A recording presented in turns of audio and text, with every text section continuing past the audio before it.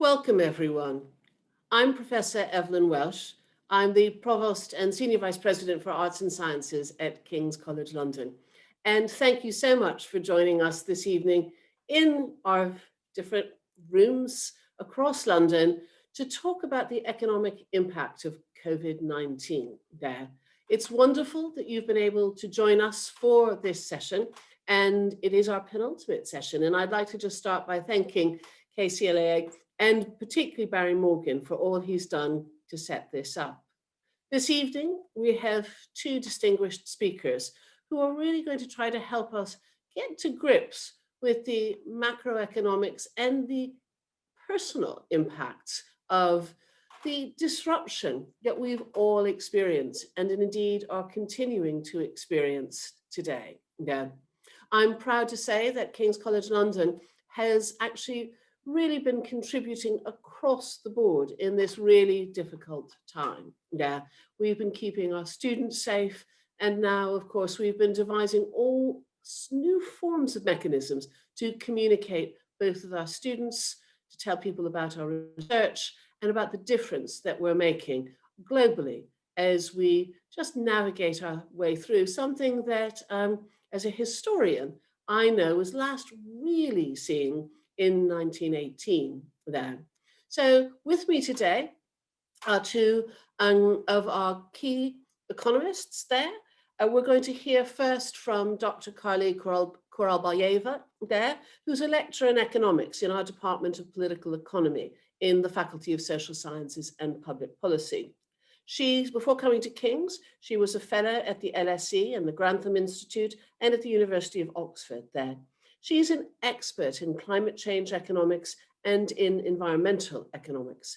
And she's going to start and share her screen and to talk to us today about the macroeconomic impact of COVID-19. So Karly, if I turn over to you now, please.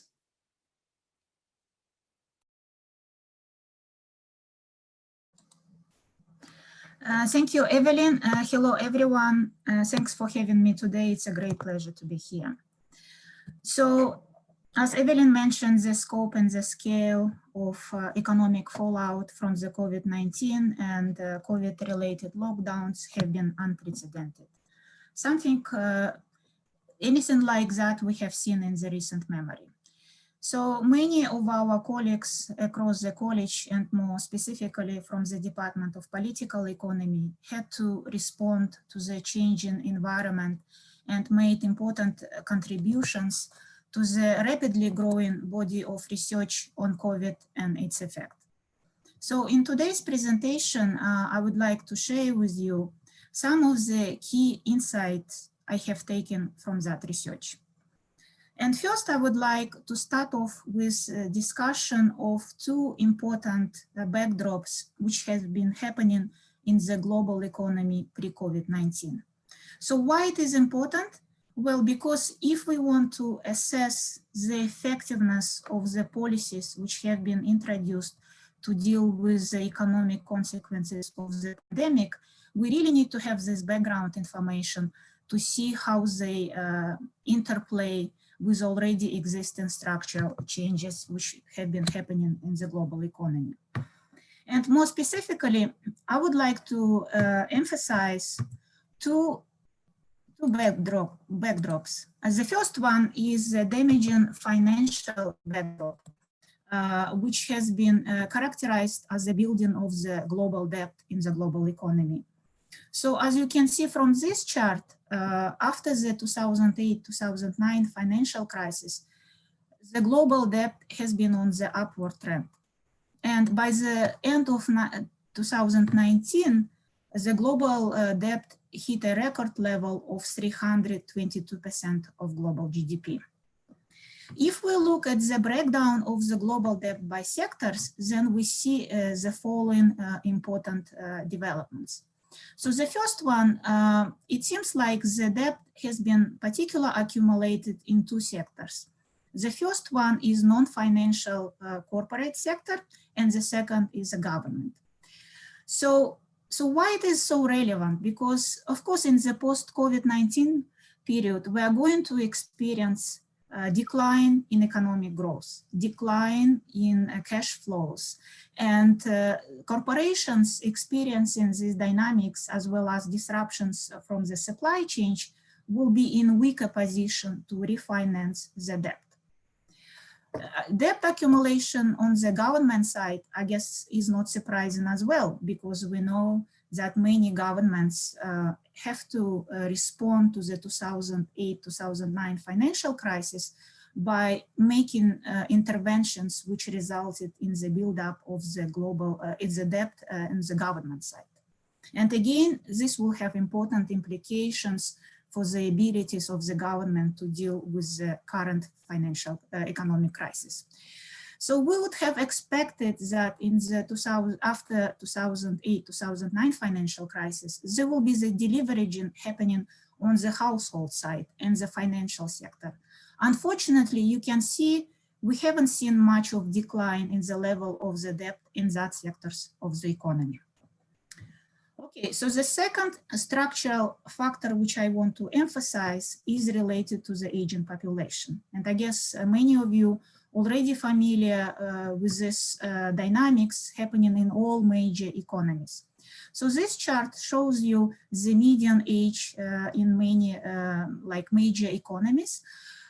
Japan is at the forefront of the dynamics with 48.6 median age. Compared to that, UK seems to be in a position which is not so alarming. However, if you compare again the case of UK with case of India, which is one of few countries in the global economy which have, as economists say, have good demographics, it's still quite a situation for UK that might have quite considerable implications for the state of the public finance. If we look at the breakdown and decomposition of population in UK, again, this chart shows that we see decline in the number of children and also decline in the number of people between 16 and 64, which represent the major labor force in the economy. And the share is taken up by people who are older than 65. So what are the implications of these two dynamics for effectiveness of the monetary policies which have been implemented to deal with the economic consequences of the COVID-19? Well, first, we need to look at the monetary policy. So monetary policy, I guess, always hits the headlines of newspapers because it is more flexible than fiscal policy. It is always easier for policymakers to respond from the monetary side. Why it is so? Well, because in order to some fiscal policy to be implemented, as we know, legislation needs to be approved and so on. So that is why, given this institutional and bureaucratic hurdles, usually monetary authorities intervene first if economy is in recession.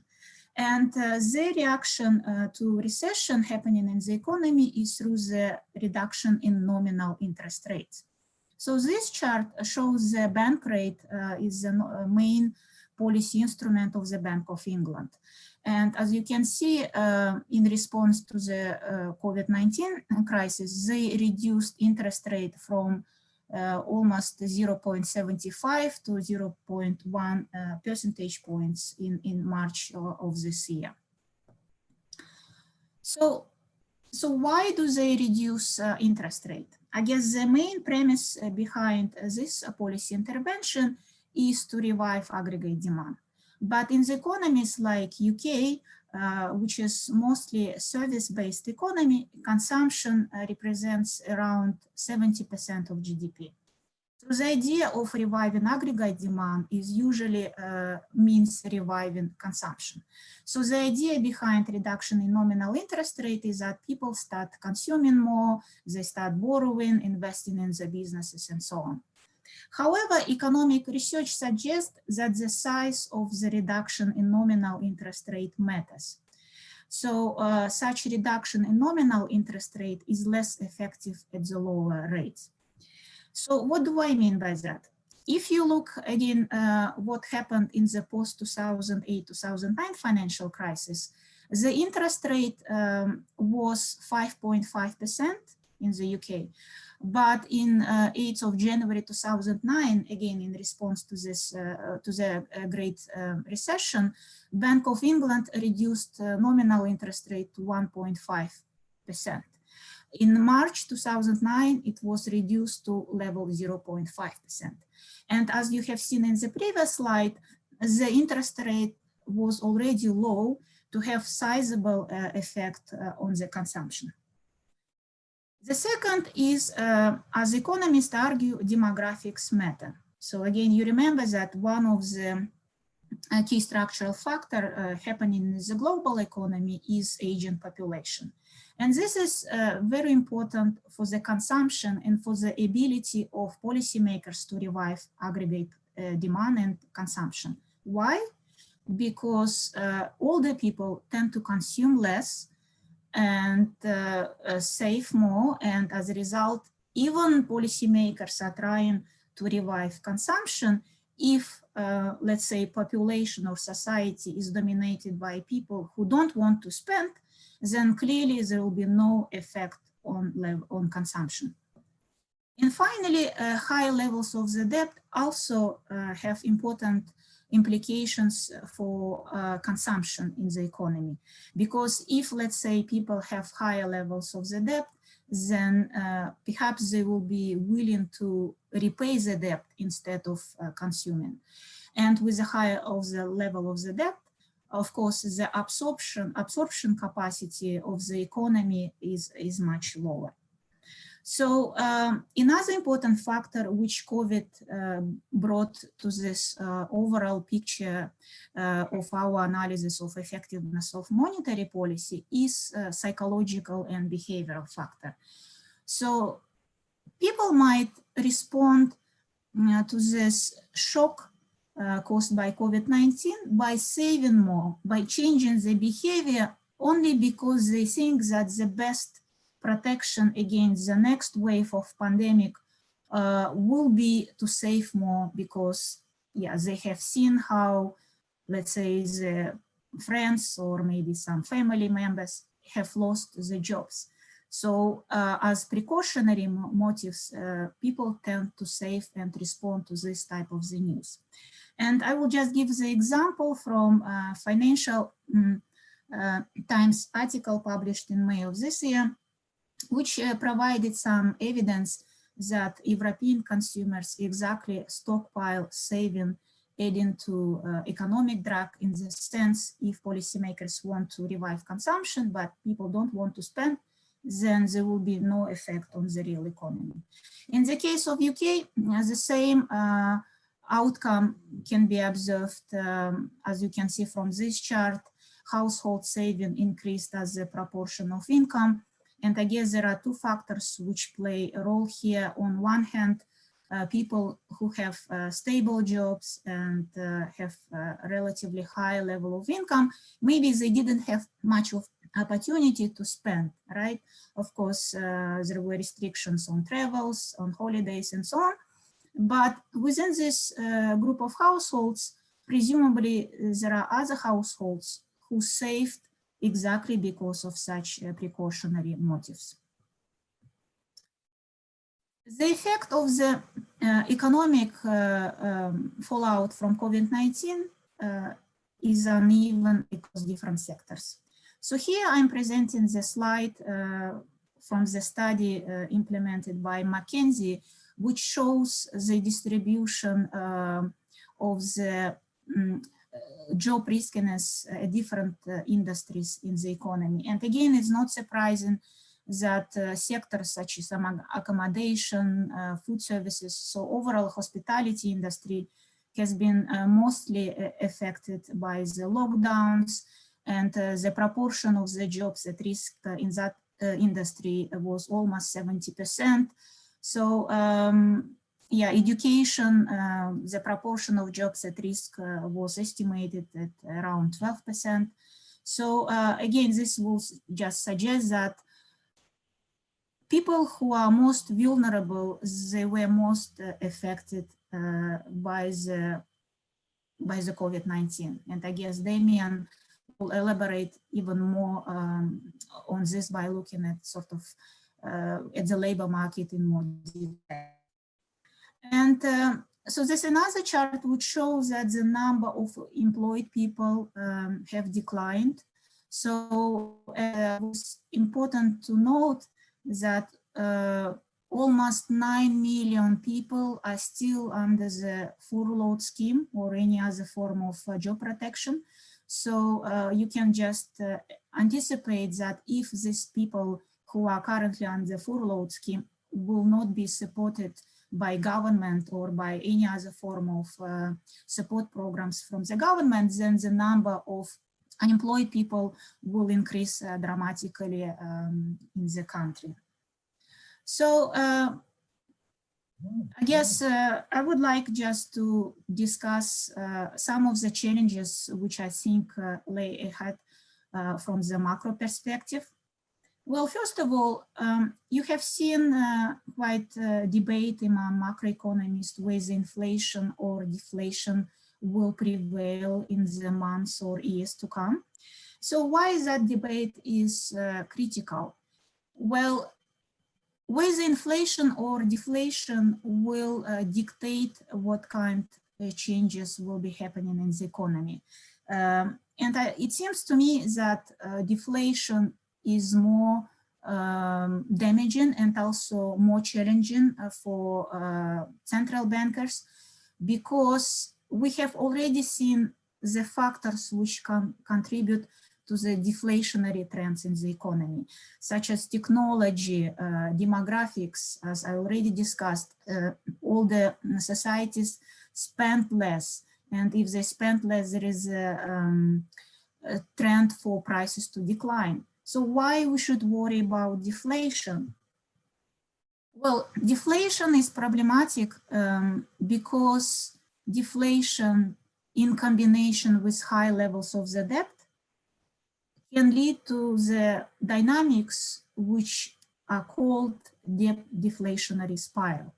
So the idea is when there is a decline in cash flows, ability of businesses, companies, household to service the debt will be much lower. Because of the deflation, there is a low demand for the goods and services produced in the economy. Such reduction in cash flow will lead to the insolvency, some part of the economy, and of course through the knock-on effects or domino effects can propagate to the rest of the economy. So that is why I guess deflation is quite a challenging for macroeconomists, and that will be more challenging than inflation in the coming months and maybe in the couple of years. So how do macroeconomists respond to deflation? Well, they try to spend more. So I guess we should expect more of policies like quantitative easing. I haven't spoken much about quantitative easing, but it's another policy implemented by monetary authorities to deal with implications, economic implications of the COVID-19. So we have also seen that nominal interest rate is very low. It's 0.1% in the UK. And we also know that many European countries, ECB already experienced with negative interest rates. So I guess another potential way for central banks to react is to reduce to nominal interest rates. However, this is also problematic because it has its own unintended consequences for the financial industry.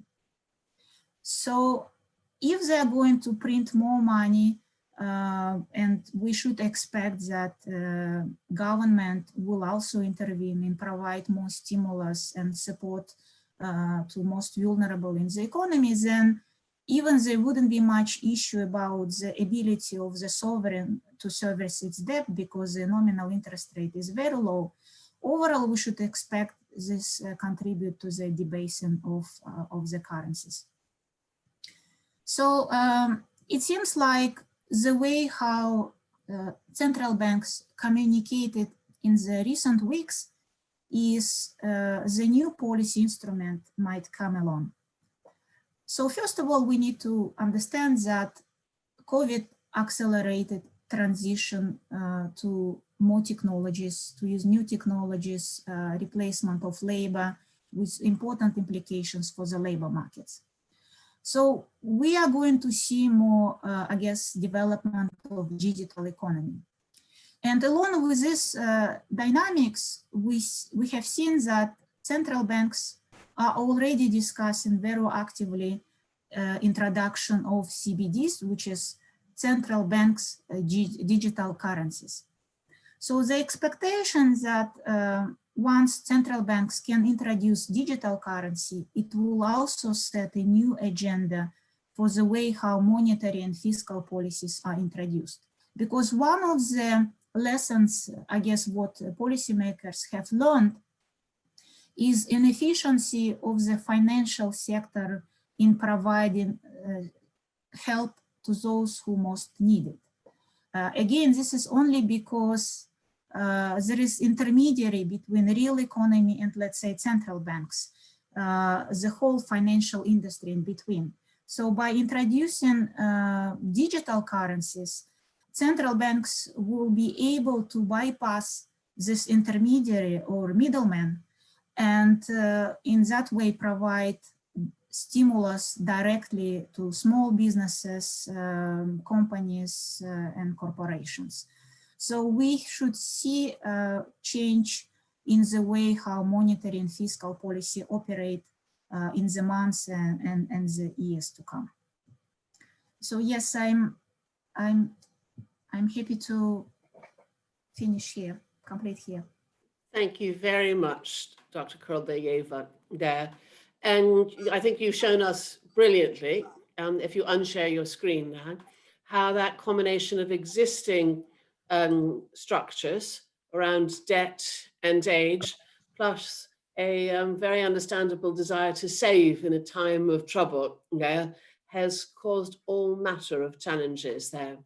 Now, for those who've just joined us, we're here with two King's experts to discuss the economic impacts of COVID-19. And we'll be moving to our second speaker in a moment there. But can I encourage those of you who have questions on anything you've just heard to put them in the Q&A section, and then we will come to those as well as to questions for Professor Damian Grimshaw, whom I'll introduce in a moment, who will also speak for about 20 minutes there. Professor Grimshaw is Professor of Employment Studies in King's Business School there, and he was at the International Labour Organization in Geneva until very recently. He's an expert in technology and the future of work, in precarious work, and in collective bargaining and gender inequality there. He's published Making Work More Equal in 2017, appropriately as a free ebook with Manchester University Press. So with that introduction, and again, an encouragement for you to put any questions that you have for either of the panelists in the chat, please, and the Q&A, please. I'll turn over to Professor Grimshaw. Thank you very much for that introduction, very generous, and it's a real pleasure to join everybody here. I'm really looking forward to the discussion. I've just enjoyed that first talk, so that's great. So, and I think mine follows on from the sort of high-level macro technical questions, I think, that really do set the conditions and the context to thinking about employment effects. So if you bear with me, I shall just share my screen. Here we go. So if I just make that, put it on full slideshow. Hopefully that's okay. I'll get a thumbs up from Evelyn, perhaps. Good, great. Thanks very much. So I want to make the following arguments and present some evidence, and I hope I'll bring you along with me, but I'll welcome any sort of interrogation afterwards. The argument is that there's a kind of a dangerous two-way interrelationship between high inequality and all the sort of employment effects we're seeing from COVID, the pandemic, the lockdown, and the ensuing recession. Now, it's important to say that it's a two-way interaction, and that might seem kind of an obvious thing to say, but it's not. So there's been a lot of focus on the way in which the fallout from COVID is impacting on the most vulnerable, the lowest paid, those living in households that are poor, women rather than men, young rather than core age, etc., etc. But it's very, very important, I think, in this debate to remind ourselves that we did sign up to, maybe we didn't all agree with, but we signed up to, in the UK, a particular type of model which says we're okay with high inequality because we've got high employment and some record levels of employment in the developed country world, and also flexibility, which is a kind of a spur, can be a spur to job growth and even certain types of innovation, productivity, new markets, technologies, and so on. So this sort of triangle of characteristics in the UK between high inequality, high employment, and a laissez-faire or flexible labour market approach is really what we've been living with for decades, really, since the 70s. And we've sort of gone along with this because we've said it delivers, and on average, we're okay in terms of standards of living. We seem to be keeping up with our closest neighbours, whether that's France, Germany, the United States. However, there was a lot of work 20, 25 years ago, which then led to a Nobel Economics Prize for somebody called Elinor Ostrom. Some of you may have read some of her work. And she really focused a lot in her work on an issue that we haven't paid enough attention to as economists, which is that of resilience. And she kept asking in different ways, with different data and different questions, to what extent does a weak or a strong institutional resilience of a country or of a village or of a town or a sector, does that enable or hinder that country, town, village, sector, firm to move ahead, transform, adapt, and recover? And it's a very important concept, I think, in today's world, where all of a sudden we're not comparing country by country on its GDP or its productivity growth or its innovation. We're really looking, whenever we're looking at these charts, these curves, we're looking at resilience, which is the sort of ability to adapt your institutions, your rules, your technologies, your workforce, your services, but also to recover. That's also another sign of resilience. So just to flesh out a little bit more, these two sides of this two-way feedback. On the one hand, I want to suggest that because we've started out before 2020 with one of the highest levels of inequality, according to a range of indicators, in the developed country world. Of course, in developing countries, it's a whole different ballgame with much, much, much higher levels of inequality. But among developed countries, like for like, UK's had a high level of inequality for some years.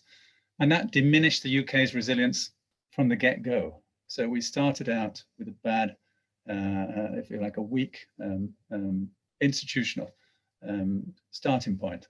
That's partly because we had very large numbers of people and their families in insecure jobs, poor working conditions, irregular employment, and outside of social protection, pensions, unemployment benefits, housing benefits, and so on.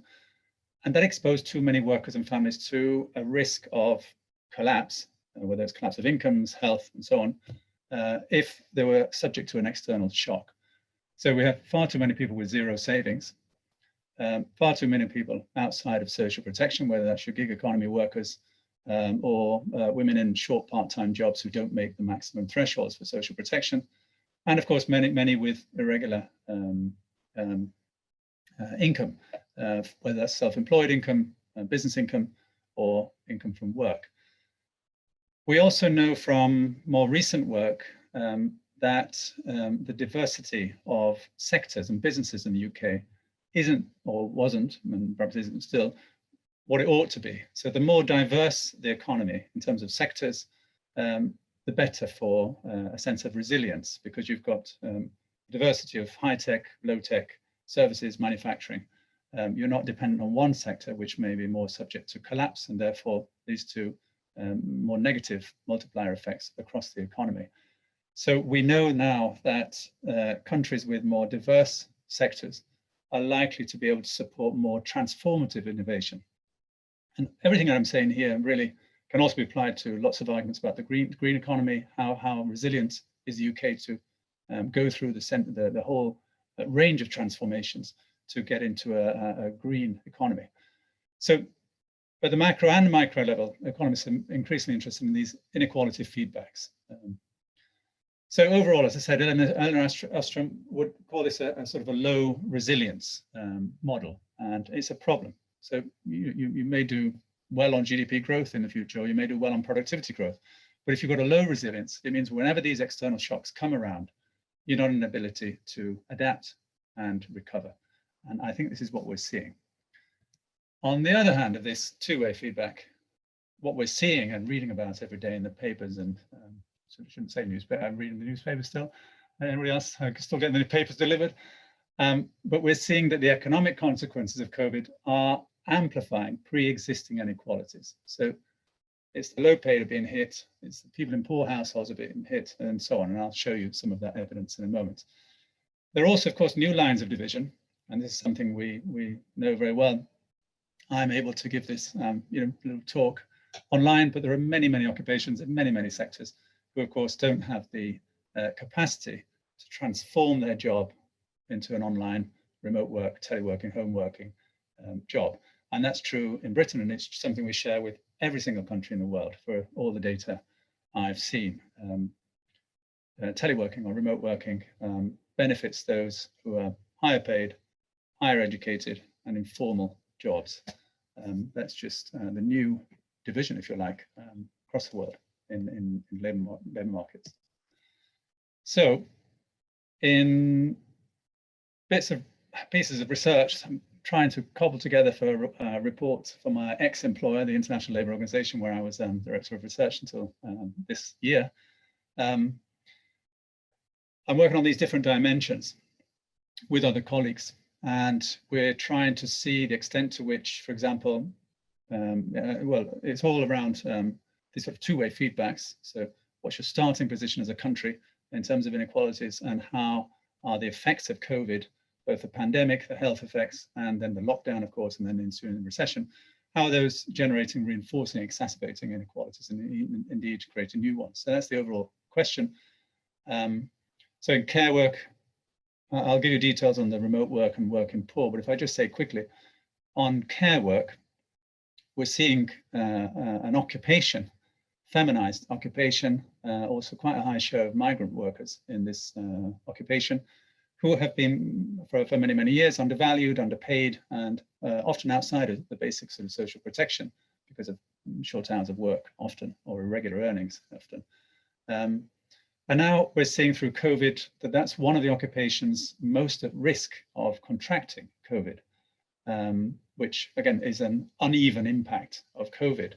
The UK did seem to run into trouble when we saw the first set of data from February through till July. We saw that in August for the first time, and it suggested that Britain suffered one of the highest fatalities, in fact, from COVID among its health and social care workforce. I think we were second to Russia among the countries for which we had data. So it's a real problem. Women in social care work were twice as likely to die from COVID in their workplace compared to the average for all women in Britain. We know that the fatalities among men are higher than among women, but of course it's a feminized occupation, so I draw your attention to that one result. Gig economy workers also face health risks working. They're often in the gig economy workers were sort of emblematic of the new informal workforce who face this like invidious choice between having to work or going hungry, because they're often not covered by labour legislation because they're classed as subcontractors or self-employed and therefore not legally deemed as workers, apart from some legal cases around Uber and so on. But those workers will come into contact, for example, the delivery workers will come in contact with restaurant workers. There's a risk there. If you're a driver for one of the platform companies, then while the passenger who gets in the back seat might decide not to come with you if you're not wearing a mask or rate you down, you don't have the same choice to say no to a drive of a passenger who refuses to put on their mask because you'll suffer a low rating and then perhaps not be front of the queue to pick up the next drive. So there's some real uneven effects here in who's more at risk in terms of COVID. Gender inequalities is a huge area, which I'll touch on a little bit when I talk about remote work and working poor. But just to say that women, unlike the financial crisis of 2008-9, which was widely seen as a crisis that impacted men more than women because of the because it was finance and it was construction, which were the two big sectors that collapsed. Then, of course, there was a whole different thing with austerity because that was mainly public services and that hit women, in fact, more than men. But that came sort of over the next 10 years. And it's out of that position that we've got this new crisis. And women have been concentrated in those sectors that have been locked down. So that's retail and hospitality, for example. And they're more likely to have suffered reductions in hours, where employers have chosen to reduce hours rather than jobs. They've also lost more jobs than men. Then there's the whole increase in childcare and cleaning and so on for both for working mothers and non-working mothers who are looking after families who are now spending all the time at home, and so on and so forth. So there's a whole range of gender inequalities, which is exacerbating, if you like, pre-existing inequalities in the world of work between men and women. So I'm going to just say a few words about the working poor with a couple of diagrams, just to make it a bit more lively, or maybe there's not a diagram picture. Anyway, so if we look at what's happening to the working poor, we've got to take stock of where was the UK before we got into this mess. And we've done a lot of work in the UK to bring up the level of the statutory minimum wage with the government set a target to get it up, you know, to 60% of the median wage, which is a decent level. So our wage floor for all workers were covered by the statutory minimum wage, which excludes self-employed, of course, but for all those workers who were covered, that's a very decent level. It remained a mystery, therefore, as to why levels of poverty among people who were working were still going up. And that's still been a real puzzle that many people are working on. Around 1 in 8 workers live in a household that's defined as poor from the 2017-18 data from the Joseph Rowntree Foundation. And I mean, that's kind of shocking in a way, but what's really strange about the poverty data is that it's really changed. If you look at households with people of working age, it used to be 25 years ago that most of those people wouldn't have a job. They'd be workless households, right? And that's the kind of picture one has in one's mind, I think, when you think of a poor household. Nobody's in work. Only around 1/3 of those households had somebody in work. But fast forward to today, and the majority, around 57% from the latest data, again from the Joseph Rowntree Foundation, around 57% of those households that are poor have somebody working. And the even weirder thing is that of the 4 million workers who live in a poor household, about half of them, 1.9 million, work full time. So it's not an argument, you know, so it's just every time you look at it, you think, well, this really doesn't make sense at all. Why is it that we've got an economy with all the, you know, almost 2 million full-time employees living in a household that's poor? Doesn't add up. There's another 0.7 million who work as self-employed, and they're also living in a poor household. So there's a mix of different types of employment going on here too. Why is that? Well, I think another reason is underemployment. So around 1/5 of low-paid men and women say that they want to work more hours. You know, they're ready and able to work more. So that's one issue. And the other is that many say they would work more hours, but they haven't got affordable childcare. You probably know that Britain, every time the OECD does its ranking of who has the most expensive childcare as a proportion of average earnings in the developed country world, it's always the UK, and it has been for 20 or so years. And that's just, it's just awful. We have a colleague, maybe I shouldn't say, but a colleague at King's who wife lives in, you know, Copenhagen, he lives here, and he's never going to come and live here because the childcare over in Copenhagen is free. and here it would just cost an arm and a leg. It's a huge disincentive to really having family and continuing working. Many people choose to have a big gap of 3, 4, 5 years between their kids so that they can afford to have more than one kid. Benefit cuts was a hallmark of the Cameron-Osborne government of the last 10 years. So that really also obviously pushed a lot of people who were working into poverty, and housing costs is an ongoing problem. So we have that sort of stock take. Then we come into COVID, and the problem is that those Karly already showed the sort of sector effects, but when we drill down to say, well, where are those people in the earnings distribution, we find, and here I'm stealing a graph from the Resolution Foundation, is very good for this stuff. They show that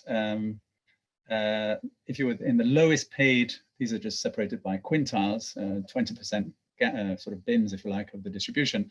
The lowest paid were more likely to be furloughed or to have lost a job compared to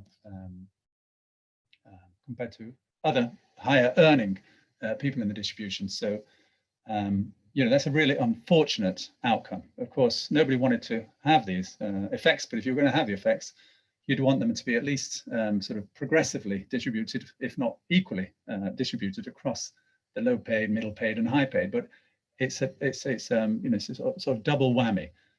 We've got a high concentration of low paid in Britain, and they've been hurt badly by COVID. It's partly because the sectors that are being closed are low paying. This is retail and hospitality, remember, some of the lowest paying sectors. And they're strongly feminized, as I said earlier. So these income losses are pushing households into poverty. It's too early to get the data on that. If you know some of the data, please let me know. But it's not going to be good news when that data comes through. The second area I just wanted to touch on is this very novel issue of remote working. Again, where were we before getting into COVID?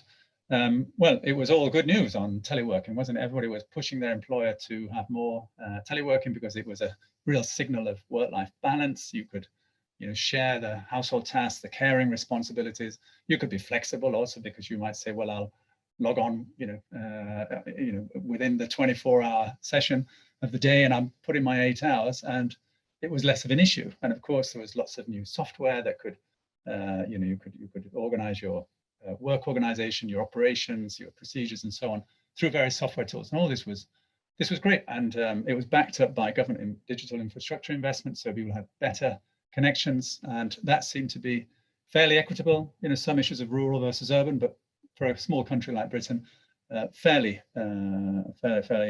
evenly spaced and distributed investments. So the data just before going to COVID suggested slightly less than 2 million mainly worked from home. So not a great share from a workforce of around 27 million, but nevertheless significant. And this was actually quite high, more than sort of 20% or so of people who worked in ICT, information communication technology, finance, consultancy, estate agents, and so on, but low in hospitality, health and social work. So one of the closed down sectors and one of the essential sectors. So of course, what happens with COVID is that we see those who can, if you like, cushion themselves from the awful economic fallout of COVID have been more likely to be at the top end of the earnings decile. If you look at the bottom left chart there, this is stolen from the IFS, Institute for Fiscal Studies, where Blundell's published this in Fiscal Studies. You can see that the upper, 3 or 4 deciles, 7, 8, 9, 10, have a much higher share. The vertical axis shows the share of people who can telework. So a much higher share of people can telework in those higher earning categories. So again, it's all against the odds, right? So we're just, nobody designed COVID and the fallout to come out this way, but it's just come out in the way that is exacerbating inequality, because if you can't telework during this period, of course, you're in far greater danger of losing your job or losing your house or losing your income. There's also some peculiar ethnicity effects too, for those who are interested. So Black workers, in fact, are less able overall on average to be in jobs where they can telework, whereas Indian, the classification of other, and white, as well as to some extent, I think Pakistan, Bangladeshi can also have got higher shares of working in teleworking. Damian, just to say, we need to finish up in a minute or two. Yeah. I can see I'm on about 18. That's fine. Last slide. So the point then, and the argument I'm trying to make is that because we started out with high inequality, we were insufficiently resilient to cope with COVID-19. Savings were down, private debt was up, inequality was high, too many people in low paid, insecure jobs with irregular hours and so on. And so now is the time really to question, do we want to go back to this high inequality, high employment, labor market flexibility model? Or is it something we can do which is better and which would focus on resilience rather than perhaps job growth for the sake of jobs?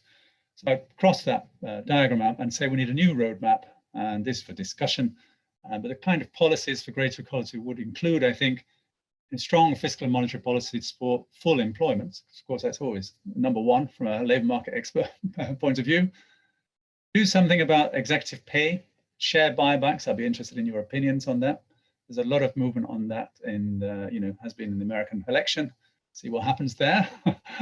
The third is progressive family support policy, by which I mean childcare, making it more accessible, because that frees up so many decisions then for working mums, and also to share parental leave between mums and dads and other partners who set up with kids.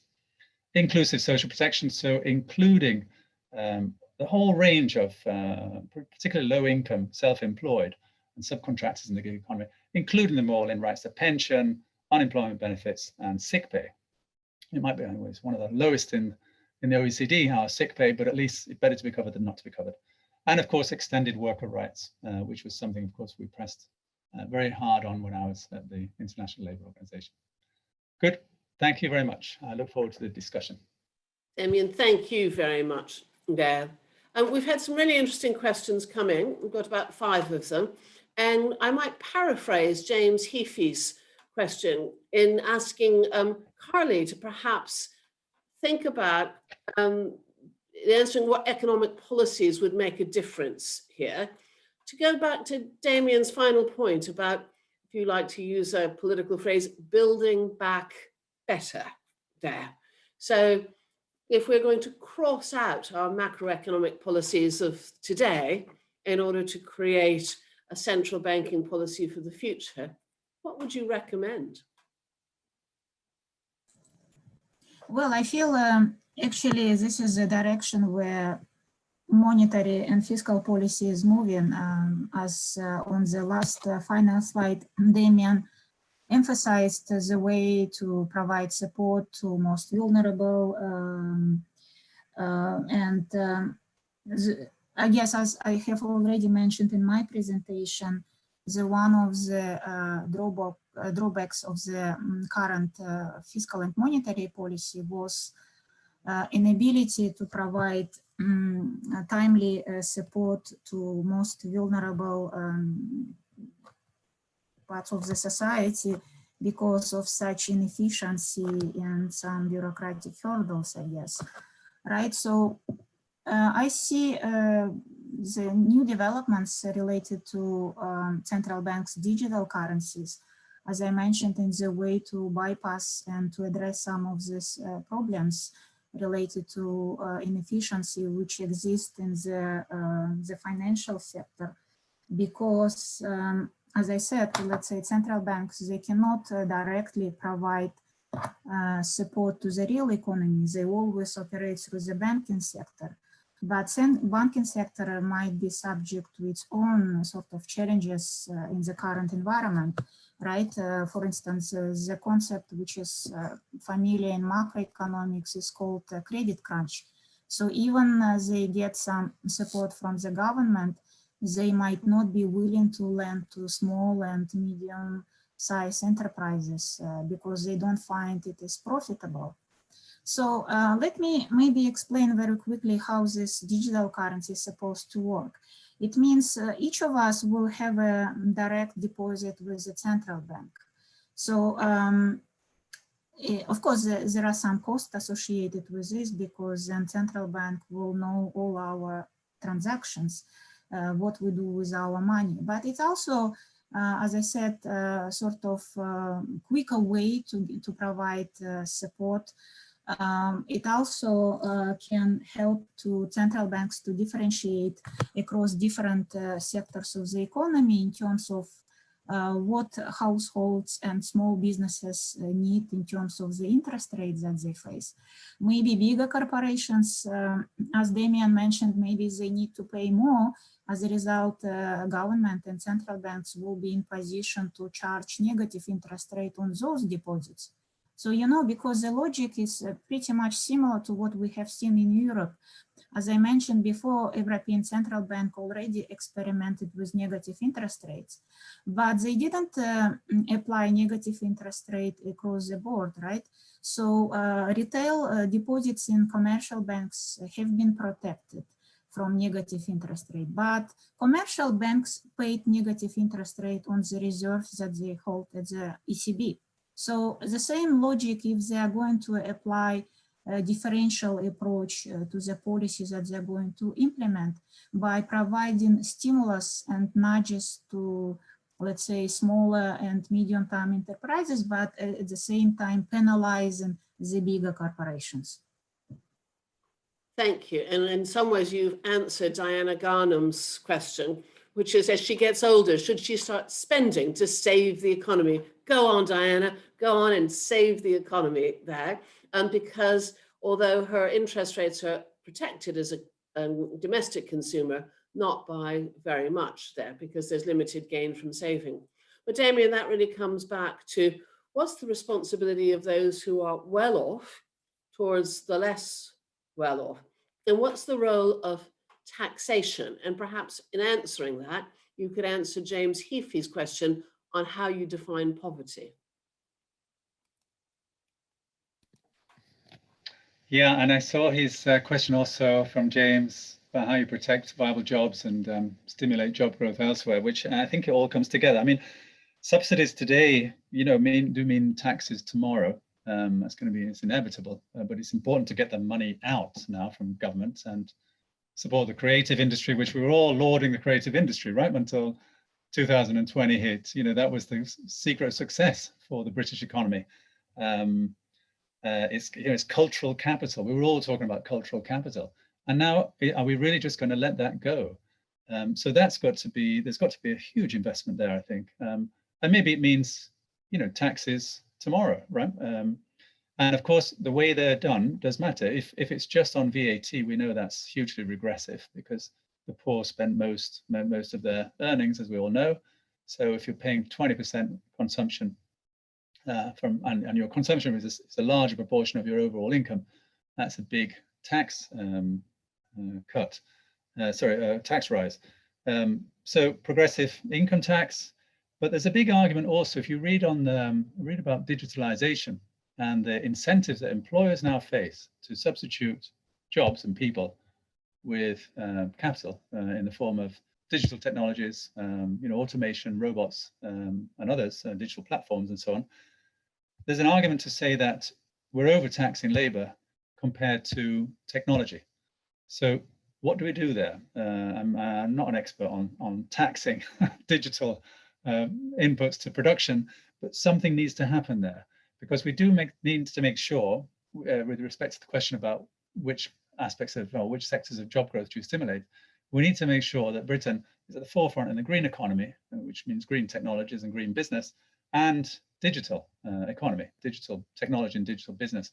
We don't want to be dumbed down from the effects of digitalization, and that's a risk that all economists are worried about. If you just let digitalization happen, you're going to have a dumbing down of skills, and you know the high skilled jobs will be hived off to Silicon Valley. We need to make sure we're in the business there of getting high skill, high value added jobs and businesses out of digitization, and similarly on the green economy. We can do a lot to you know chase after Germany and Netherlands who are racing ahead, but you know, we're ahead in some areas, aren't we, on the sort of wind turbines, and we can do better as well, I think, in other areas of green technology. So, and Karly, does that change the investment strategies that the British government and the Bank of England should be making, or indeed globally that various central banks should be making? The need to reskill a new generation, which is what Damian and some of the commentators are suggesting.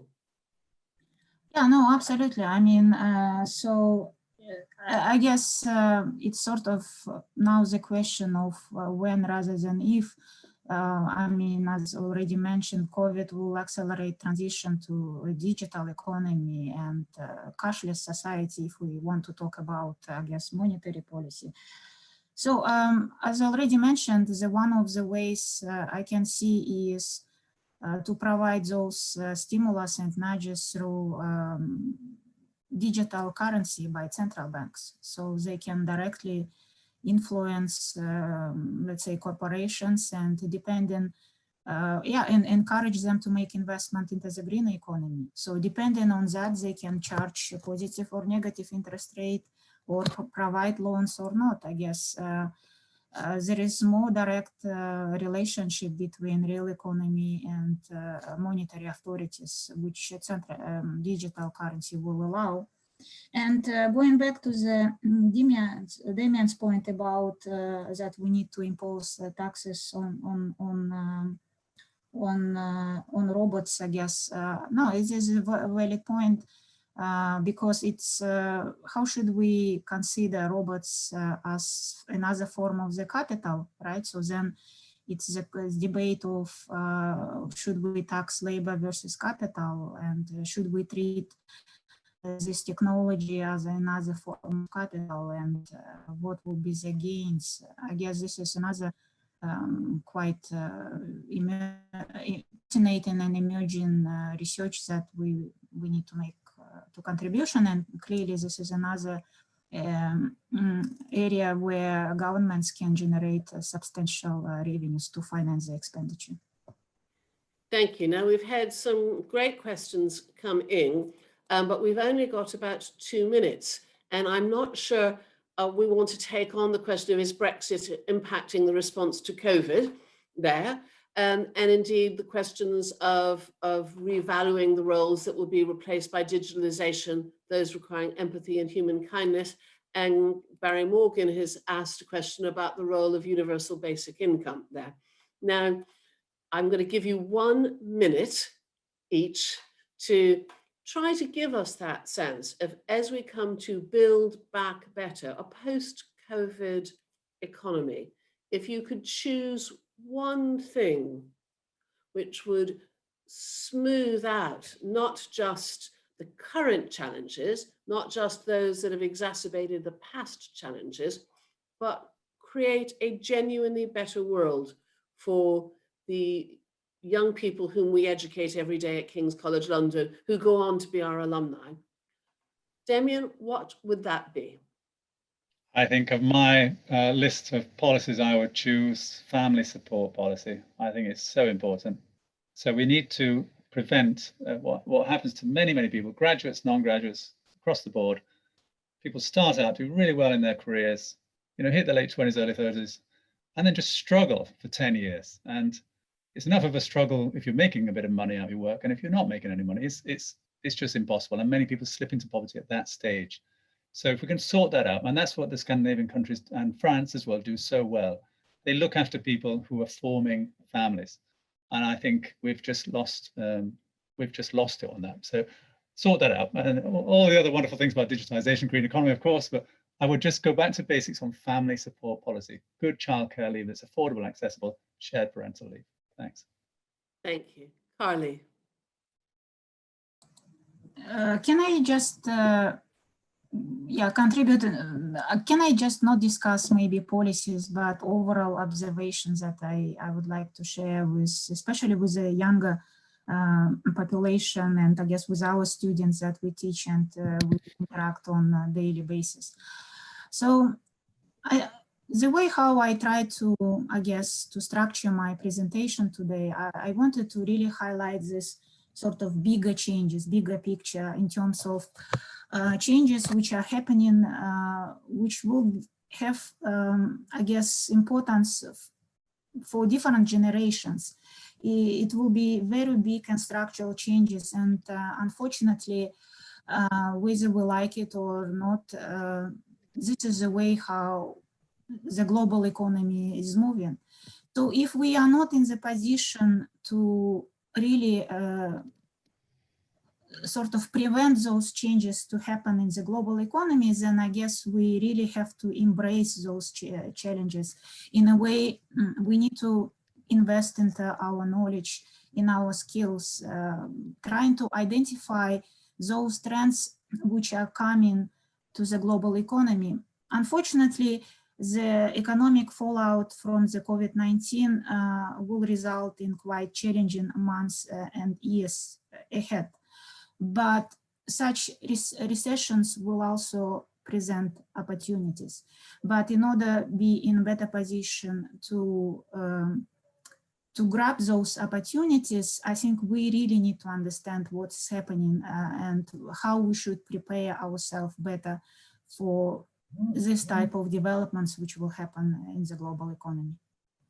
Thank you so much. And thank you all very much for joining us to hear these two challenging but compelling presentations on how we really think about the role of the economy, equality, family care, family support there, and new, not just macroeconomic policies, but also labor policies as we struggle through the next few months, and hopefully this time next year, come back together to really rethink what we want our future worlds to be there.